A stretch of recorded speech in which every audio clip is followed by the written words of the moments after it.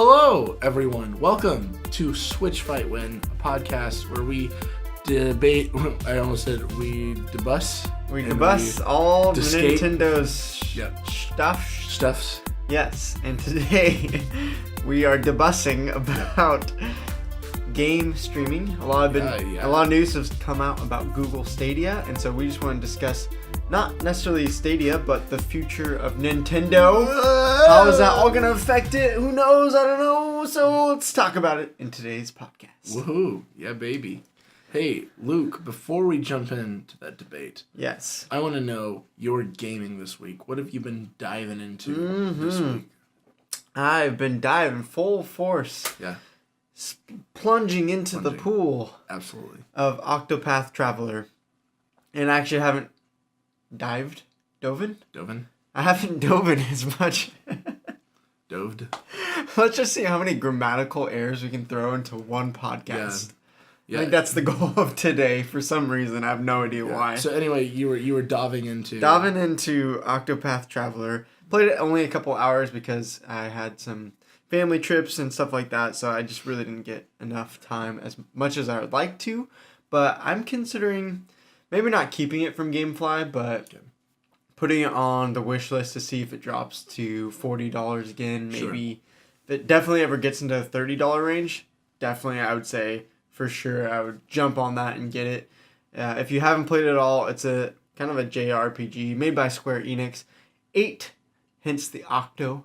8 different characters and their stories kind of combine as you go throughout the world. You can pick any of the 8 to start off with. So I picked the Traveler because she seemed like a really punk girl. I don't know. Hot. Yeah. Don't tell my wife. So yeah, I don't know. It's really fun. One of the things I thought, which everyone thinks, it looks incredible for that style of graphics. I haven't seen anything like it with just the lighting. There's that blur around the edges to give it that depth of field. Yep. Everything looks amazing. The combat was great. I'm not, maybe just because I'm getting older, I don't know. I'm becoming less of a fan of random encounters, which I know everyone was pissed off that it wasn't in the latest Pokemon. Right. And I was too, because like, man, random encounters were so amazing when I played it on my Game Boy as like an 8-year-old. And now I'm like, gosh, can you stop?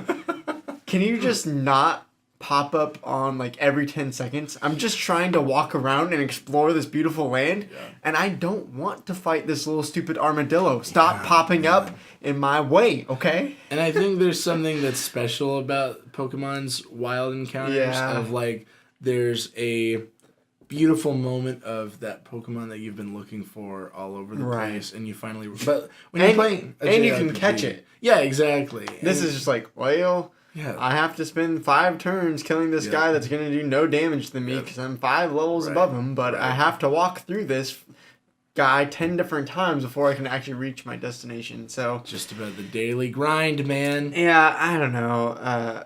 It didn't ruin the game for me. It's just like sometimes in certain stages of the game, like, okay, can I just get to the next area and move along in the story, please? Yep. And the other funny thing I thought was some of the characters, when you're talking not in battle, are like the same size as you. And then when you get into the battle, it's this like 20-foot giant that's towering over you. I'm like, what? we were just the same size. How are you this big now? Yep. So, again, just small nitpicks, but it's a great game. If you love RPGs, definitely would recommend it. I want to get it someday. I just don't have enough time to really jump into it with all the other things we're trying out and all the other games that I want to get into. It's a game that would probably be... you could probably go look up the average playtime, but I'm guessing in the 40, 50, 60 hours, maybe even to complete it. I don't know. I could be wrong, but that would be my guess. I got 4 hours, and I just got to character 2. Man. Yeah. So we've both played 3 games now from GameFly. Donkey Kong Country, Tropical Freeze, Bayonetta 2, and for you, Octopus Traveler. Yep. Which out of those 3 would you be most willing to purchase? Purchase Octopus Traveler. Okay. I think I had more fun with Bayonetta. Okay. But Octopath is something that I would want to explore the whole world, explore the story. It seems unique and something that you could just sink hours and hours into, and that's maybe also part of my hesitation to buy it right now. Yeah. But I can see it over time, having a very long shelf life, I guess. Yeah. So. Yeah. Okay. So what did you end up playing this week? This amazing game that you need to tell us about is the worst game. Worst game?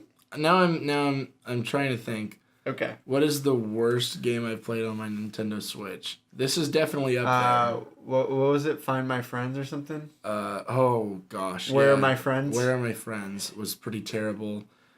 Grab the Bottle was pretty awful. But when we're talking about a like AAA, like this is a huge title. This is something that is retailing at $60.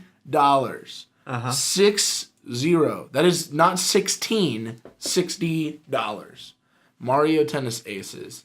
Maybe oh man, I can't really think of anything worse than this that I had a hard copy of. And I'm surprised because I know initially when the game came out, people were like, "Yeah, this is terrible." It's terrible. And then over time, people were like, "Actually, as they've made updates in the multiplayer, it's gotten so much better."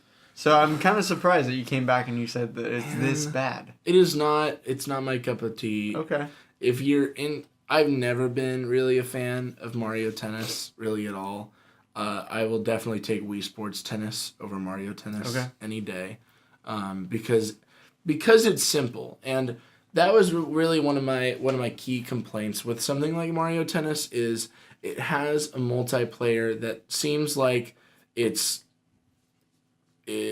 more casual. Like yeah, anyone should be able to pick up this game and play it with you. Right, it should be that way. I think that's how most multiplayer games on the Switch should have a mode at least where it is easy for somebody to pick it up and just play right there. Mm-hmm. And there you can still kind of do that in like in a fake it till you make it kind of way, but not in the same way that somebody can just pick up Mario Kart and know what to do exactly from the beginning. And maybe that's what they're going for, but I just feel like with Mario Tennis, there's no competitive Mario Tennis players that I know of. Right. Unless you're playing online all the time. Right. And there's nobody I know personally, even out of gamer friends, who, when I show them my whole Switch library, is going to want to go one-on-one with me in Mario Tennis. So yeah, and that's not a good reason of necessarily why the game is bad. If you want to know why the game is bad, I can't really put it into words how much I hated this game. Just like they try to do a story mode, and the story mode is just awful. Yeah, and you have to play through a little bit of it to unlock everything, and I just have no interest in learning all of the things that it wants me to learn about special moves and star moves and this button, that button, whatever. Yeah. And that's the feedback I've heard is the single player is pretty bad. It's so bad. Just not worth going through at all. Okay. So I dropped it. I'm going through it this next week. There you go, man. Definitely the worst GameFly game. Okay. No interest. Bayonetta would still probably be the one that I would buy. I haven't played it yet. I'm interested to see how bad I think it is. Yeah. If I do it all, maybe I could be pleasantly surprised. Yeah, maybe I don't know. Maybe I've set the bar so low. But maybe part of it is balancing between the casual gamer being able to play it versus I think there are a lot of people that are like, man, this has a lot of depth to it, and I feel like this is a multiplayer game that's competitive that I can keep coming back to. And maybe that's why some of the greater feedback has come in lately, because it's those players that have stuck with the game and they're like, man, this is a really in-depth game that I can come back to time and time again. Yeah.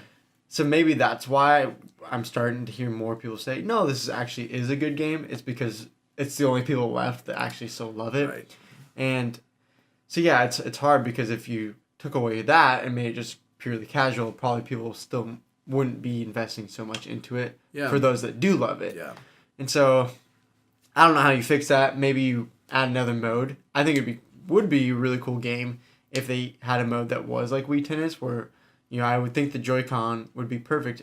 I think we talked about this. Controls. Yeah, Well, yeah. You have one Joy-Con that's your tennis racket, that's motion control, and then the other one that's the analog. Because in Wii Tennis, what I hate is that you couldn't control where your character goes. Right. So that kind of made it lame, even though it was still fun. Yeah. It wasn't something that I wanted to come back to because you only have so much control over it. Right. But maybe they just don't have enough time. Maybe they didn't care. Maybe that's only something I would like. I don't know. So I guess as a rebuttal to that, I feel like maybe more the problem with it is it feels like there's no audience for it in that it doesn't have enough depth to be something that like, ooh, I want to dive into this and really figure out how to pick it up. But it's not simple enough for anyone to be able to pick it up. Yeah. Where like Smash Bros is that's like the epitome of an easy game to pick up and be able to know how to do a little bit, but you can spend as much time as you want, and you will still never understand every mechanic of the game. Yeah. So, well, maybe they're just going to have to make, for the first time ever, Mario Football. Oh, finally. American football to our international listeners. True. Yeah, because they've done the soccer, other football. Right? Yeah, because they've done football. Strikers, Super Mario Strikers. But I mean, there's no good football game ever on the Nintendo Switch. No, they don't have Madden, do they? No. I just realized that. That sucks. That'd be funny. They're never gonna do it, but whatever. And one other thing I played this week, which I dove back into, is League of Legends. Yeah. I haven't played, man, in like 2 or 3 years. But Riot got me right back in. I'm interested. How did they get you back into this game? Because you pretty much swore it off for a long time. So we had a party here last week. We did our Diablo 3 party. Yeah. So we were hanging out, all playing some Diablo. Played for a good 3 or 4 hours. And then we turned it off and we were watching the LCS championships. And man, I just got hyped. I was watching the esports, man. Yeah. And so I went home I think like that night I got on League and I got the update going. Took like a half hour because I haven't played in so long. And I went on and I got my store and my sales popped up. Oh, like a million notifications. Mm-hmm. But they had Satan Teemo on sale for $4.50. No. I'm already spending money on the game again. It's terrible. No. So I've played probably like 15 games in the last week. That's really funny. It's been super fun. It's because you only had Mario Tennis as your other game. Yeah, absolutely. Every day I would wake up and I'd be like, man, do I want to play League or do I want to play Mario Tennis? It's the only options in life. Yeah. I'm like, I'm going to play League. See, Nintendo, this is why you need to invest in your esports. Stop being cheap. Make actual esports. Darn right. It would do so much for you guys. Ugh. Yeah, do you know how much like I would want to dive into Splatoon again if I just watched some competitive people playing it? Yeah. It would just give me that itch to get back into it. Yeah, even Smash. It can make such a good esport. Totally.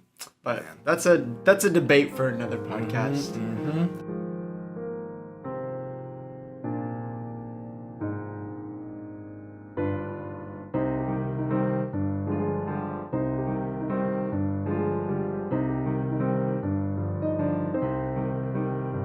Should we jump into the actual debate then? Let's do it.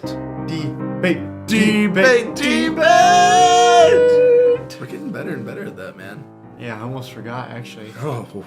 That would have been scary. We had to cancel our podcast. Shoot.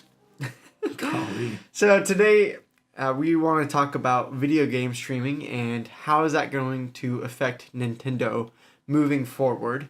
If you haven't heard, I feel like everyone's at least heard a little bit about Google Stadia now. It's all over YouTube. It's all over Google, LOL. Nice.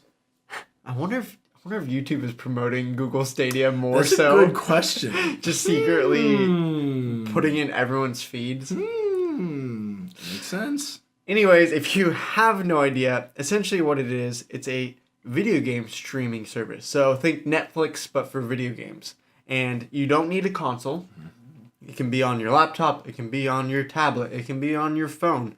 All you need is probably like an app or connection to the Google browser, and you can stream any game. They haven't announced their full library, but they've been showing that you can play even the highest quality games, Assassin's Creed, Doom, and essentially they run it on their computer, on their servers, and you just get the video game footage that's streamed to your whatever screen that you have. Right.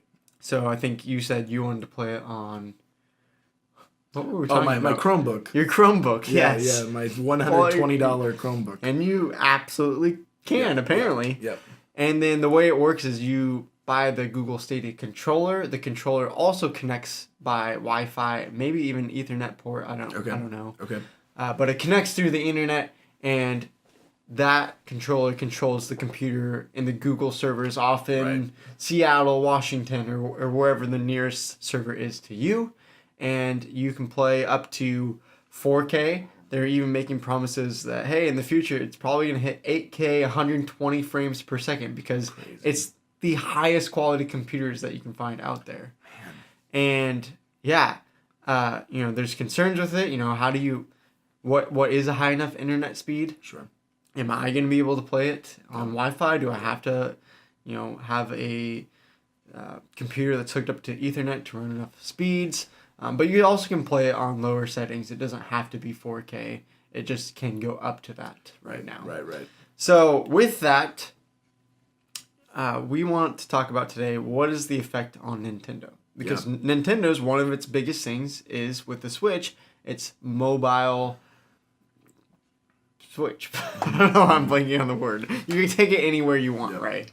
Handheld and portable device. Right, and with this new Google Stadia, you can play it on your laptop, you can play it on your work computer, you can play it on your phone, maybe even through data, depending on if you have enough internet speed. I don't know, possibly. You probably want to have like an unlimited data plan. Yeah. For me, that wouldn't work well because I would just burn through all the data in 3 hours of gaming probably. Yeah, shoot. So yeah, it's a really interesting thing to think through moving forward with the Nintendo. Do they keep up with the Switch? Do they never make hardware again and they just sell their Nintendo games to Google? Right. Is Stadia going to be a complete flop and it never gets off the ground? But even so, outside of Stadia, I think even if Stadia doesn't succeed, I think a gaming stream platform will succeed at some point in the future. Yes. Even Microsoft has said, yeah, Google's making all this fuss, but we have stuff planned too. So that's kind of the big news that's been swirling around for the last month or so. And I'm sure we'll hear more at E3, which is in the summer, right? Yeah, June, July. But that's kind of all we know right now. We don't know the price of it. We don't know, is it like a monthly subscription? Is it a one-time fee? What is it all going to come out to? Do you buy each game? So yeah, really interesting things to try to wrap our minds around. Yeah, it is really interesting, and you bring up a good point of that even if this doesn't succeed on its own, Stadia doesn't succeed, something like this is bound to succeed eventually. It's the natural progression of media. Right. We've seen it with music, we've seen it with movies, and video games is obviously one of the hardest to do it for, but eventually someone's going to figure out a way to do it. It has to happen because I feel like, personally, games are at such a steep price that I am buying less and less games like the older I get, because I have less time, and two, because of the price point. Right. And because I have less time, I'm less likely to dive into more games. Really, this is the first time since we got GameFly that I've been diving into more games and expanding my library more. And I think that something like this, like Stadia, is going to be something that makes me want to go into games that are outside my comfort zone, I suppose. It's more likely for me to go on, especially if it's a subscription service where I have access to, say, 10 games a month. I'm more likely to be going through all of those games and trying little bits of each one so that I can see what I would enjoy the most. Where on my Switch, really, if I buy a $60 game, I'm going to be playing it. Right. It doesn't really matter even if I like it or not. Even if it was Mario Tennis Aces, man, I spent $60. Yeah, I paid $60. I have to play it now. And that's the beauty of things like Netflix and even MoviePass for a little bit. MoviePass was a system where you could go to a movie every single day, and it's dead now. But it has brought this whole new market of subscription-based movie theater going. Yeah. And that has revolutionized the movie theater industry. And it's about time that it's happening for video games. And even though I'm a little bit sad for Nintendo, and I shouldn't say I'm sad. I'm worried for Nintendo's future. Okay, you are worried. I would say so. Okay. I'm give us your maybe main reasons why you're worried. Yeah, I think I'm worried because Nintendo is so scared of losing its IP. Like, they want to have their content be their content. Yeah. You can't find any Nintendo thing on anything except for your phone. There's never going to be a day where you can play a Mario game on a different console. I shouldn't say there's never going to be a day. Like, at this point, there's been no time where that's happened. Right. But this might be the thing where Nintendo has to branch out to create a profit, I feel like. But I feel like Nintendo might be so scared of it in the beginning stages that by the time they jump on board, it's going to be too late. I think with where things are at now, things obviously could change in the future. Yep. But the Switch is really the only good gaming console that you can take on the go. Yeah. And so I actually think, let's say Stadia does succeed, it's this big success. I still think the Nintendo Switch will thrive. I think so too. And actually what it would do is maybe kill off some of the Xbox players and the PlayStation players. Okay. Because you're not taking your Xbox around. Right. You're playing at home and you're already connected to the internet. Sure. You know, there's still people around the world and still in a lot of people in America that don't really have high internet speeds. So for them, maybe they'll stick with their Xbox, with their PlayStation, play things offline and not worry about Stadia. But for those that do, Stadia picks up, PlayStation goes away, Xbox goes away, or takes a big hit. Yep. But for me, I'm still going to want my Switch. Because even with high internet speeds, like, I'm not going to play on my phone on my data, as I said, unless something really changes. And I don't see that progressing, at least not for maybe a decade or so. Sure. With high enough phone speeds that have unlimited data. And so I'm going to want to take my Switch so I can play it on the go still. Okay. And not have to be tied down to internet speeds. Sure. I think that the whole purpose of Stadia, though, and I trust because Google has done amazing things with stuff like Google Fiber, that where it's an insane internet speed that is able to be put in households across America. I trust that Google won't demand a high internet speed to be able to do these things. Maybe I'm wrong. But my point is, everywhere that I go, almost everywhere that I go, I'm able in some way to connect my Switch to the internet.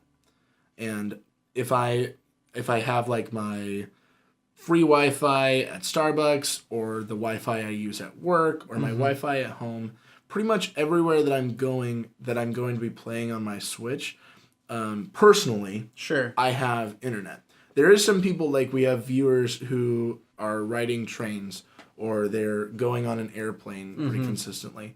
But people who are doing those kind of things, it makes sense for the Switch to still be a core part of their life. But for me personally, there's not many places I go that don't have some kind of internet. Yeah, I just don't see free Wi-Fi places like Starbucks being able to host enough internet speed. I think it can. But do you want to play a video game that drops in certain moments because of lag? Like, think about, like, yeah, with a movie, that's fine. Like, if it buffers or if it, like, takes a second, that's fine. Sure. Or if you're watching a YouTube video or a stream and it, skips ahead or something, that's fine. But a video game, that's going to ruin the experience. That's potentially going to get you killed. Yeah. That's going to potentially, whatever, and ruin your entire game if it lags and drops frames and all these different things. Yeah. I think it needs to get to a consistent place, and if anyone can do this, I think it is Google, where when you're running at a 2 megabyte per second free Wi-Fi station, that you are able to get something that is consistent. Maybe not high quality, but consistent. Yeah. And I think that's more than possible. And I'm also kind of wondering, because Netflix introduced, I think 3 years ago now, the feature to be able to download movies. Mm-hmm. So I can go on Netflix, and if I know I'm going on a trip, I can download a couple movies, and I can take it on the go. Will Stadia have something like that where I can download a game and have that saved to my tablet or whatever and be able to run it from there? I would guess not, because it's all running from a server. Be possible. Right. Yeah. But I would assume they would want to do something like that eventually. Yeah, I mean, maybe they could figure something out. Yeah. I feel like that's probably a decade or two down the road for them to get to that place. And yeah, if that was the case, then the Switch would definitely be in danger mode. And that's a scary place for Nintendo, but I think a realistic place of where it seems to be going. Okay. So long term down the future... Yes. It's danger mode for Nintendo maybe, but short term, probably not much at all. Yeah, that's what I would say. I would say probably Nintendo has another safe 8 to 10 years, and then they're going to try, they're going to maybe try to do their own version of this, is kind of my guess, and then have that I sure hope not. I think the one thing they've been terrible at is online anything. I don't think there's any chance that... They don't have enough manpower for that either. So if you get the Nintendo Switch streaming service, you're able to play a game on your phone, but you actually have to have a second phone to do voice chat with. Oh my god. It could totally happen. I don't think... Nintendo's not a big enough company, and they don't have... I mean, Google has servers almost everywhere. Yeah. And that's why I think this has a chance. Mm-hmm. But there's no way Nintendo could ever get to that level. There's no enough resources or cash. Yeah, I don't know. I think this will become more of an industry standard thing and maybe an easier thing to do down the line. Right now, it looks kind of impossible. Well, going back to how you started this conversation originally about Nintendo not giving their games up to other companies. Yeah. Actually, I think I just saw it. Was it The Onion? Someone posted this. I can't remember who it was. But it was this Onion article that says PlayStation contracts a 10-year deal for $400 million to use Yoshi in their games. I was like, that was so perfect. $400 million. Yeah, $400 million just so they could use Yoshi. The character Yoshi. It's like, dang, man, that's a lot of money. But thinking along those lines, we've heard, who was it? It wasn't Reggie, I don't think, but someone made this comment in Nintendo that they're like, the Nintendo Switch is the last console we're ever going to make. And this was, I think, back in October even. Okay. And people were like, what? What do you mean by that? Or, like, because he said, like, home console, I think. Okay. And so people were like, well, the Switch is mobile. Does that mean they're just going to make mobile consoles? Right. And that's just kind of a joke. Does this mean they're going to focus only on mobile games on your phone? Mm-hmm. So no one really knew what he meant. He just kind of said that, passing by. But do you think there is a world where Nintendo just stops making hardware? They don't make their own streaming service, but they start allowing other people to take their games? It seems like it's going to have to become that way eventually for them to be able to succeed. I think that was Sega's biggest downfall, was being scared of giving up their IP to other people, and then that ended up being the downfall of Sega home consoles, and now they're just a third-party distributor. And so that's a hard thing where I think it's really going to depend on the culture of what Stadia looks like. I can see if Stadia opens up and Uncharted and The Last of Us, these Sony exclusive games, start jumping on board, as well as stuff like Halo from Microsoft, those Microsoft exclusives, which are very few. But if those start jumping on board with Stadia, I can see Nintendo jumping on board as well. But if all Stadia is going to be is third-party games, one, I don't think Nintendo is going to be a part of it. And two, I don't know if Stadia can survive doing just that. Yeah, I mean, I think down the road, if it does get to this utopian world of everything becomes about streaming because we have enough resources and internet speed to do that. Yep. And all of our media is now just streaming, including video games. That Nintendo is going to be forced to do that. Right. But I actually don't think that's a bad thing, because I feel like they would have a lot more resources to just pour into software and their games. Yeah. Which I think that's the biggest pull of Nintendo anyways. I mean, yes, the Nintendo Switch is cool because you can take it anywhere. Right. But I still think a lot of people buy it just because it is Nintendo and they want to play Nintendo games. That's me. And yeah, exactly. Yeah. And so I think if they had more time and resources to pour into just their games, where they didn't have to worry so much about the hardware and other software and online services, and other people did that for them, we could get a lot more Nintendo games, which I would be really excited about. Yep. Because, yeah, it's cool that they have the Switch, but, I don't really care so much about which console is better. We've debated about it, and it's fun to, debate about it and joke around, but for me, I don't really care so much about the console itself. And, I realized when we were kids, it was really easy to debate about consoles because you pretty much only had one console. Right. Now that we're adults, we can afford to go out and buy every console if we wanted to. Sure. And so it kind of feels like the debate of consoles kind of wears off as you get older. And that's kind of why I think people are gravitating towards something like this, where everything is just tight and easy to be in one space. And honestly, I would pay a $600 one-time fee. $600? I would. If that means that I don't have to worry about buying my Switch or buying whatever new thing comes out after that, I would definitely pay the one-time fee and probably something a month on top of that. How much would you be willing to pay a month? That's hard. Even if there wasn't a $600 fee. Okay. Just a monthly subscription. No $600 fee, monthly subscription. I'm going to say $25 a month. Mm-hmm.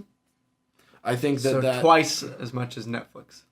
Yeah. I think, but to be fair, I guess a lot of people pay for Netflix and Hulu, which is in the 20 to 30 range. I pay Hulu, Netflix, and Amazon. Yeah. So I think that having something that is, and also Netflix is pretty bad at having a very diverse library of stuff. It's for the first time, I actually read the article the other day, for the first time ever, Netflix has more original content than they have third-party content on their subscription. And so if Stadia is able to bring everything together and brings together Microsoft, Sony, Nintendo exclusives, I will gladly pay that $20. That's a pretty big deal, Unrealistic. But I'm just saying, if we get to a place where it's becoming more and more tight, more and more releases are coming out, and the big releases are coming out on Stadia. Right. Easy for me to pay that $25 a month. So yeah, and I think we're talking probably still another 10 years even. I know a lot of people are saying Google Stadia, it's probably going to come out at the end of this year, but for it to get to the place where it's destroying the other consoles and Nintendo's not doing anything anymore besides making games. Yeah. And it's all this collaboration. I mean, we're still probably 10 to 15 years down the road before we see all that. And I could be wrong. I mean, sometimes technology just takes off and it's a lot faster than we ever think it will be.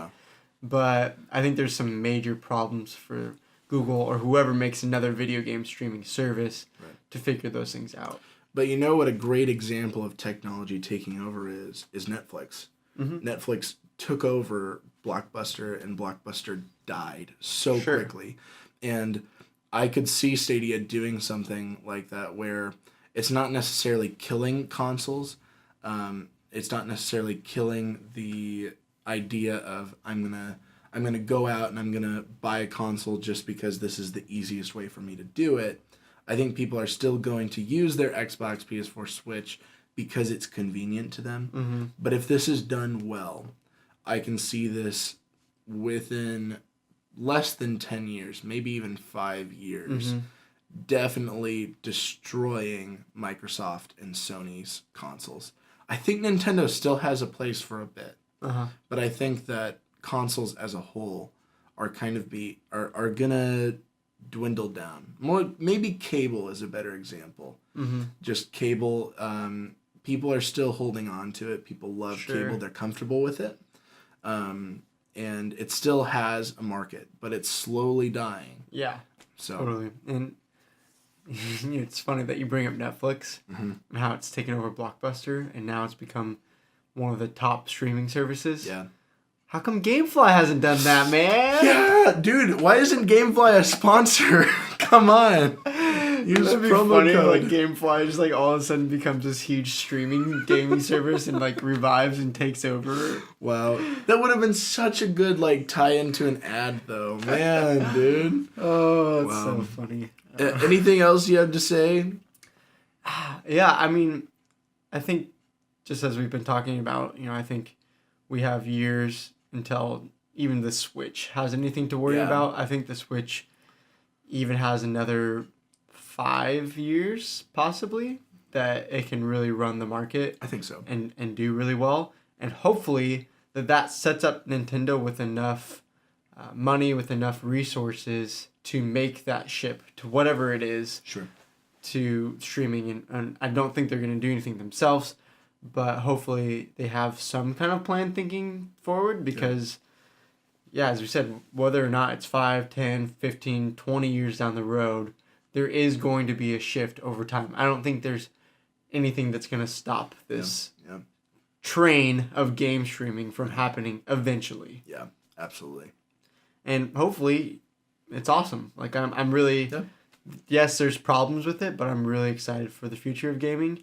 And hopefully it is just like, hey, we have our Amazon, we have our Hulu, we have our Netflix. Maybe it's Google Stadia, Microsoft, and Gamefly. Yeah.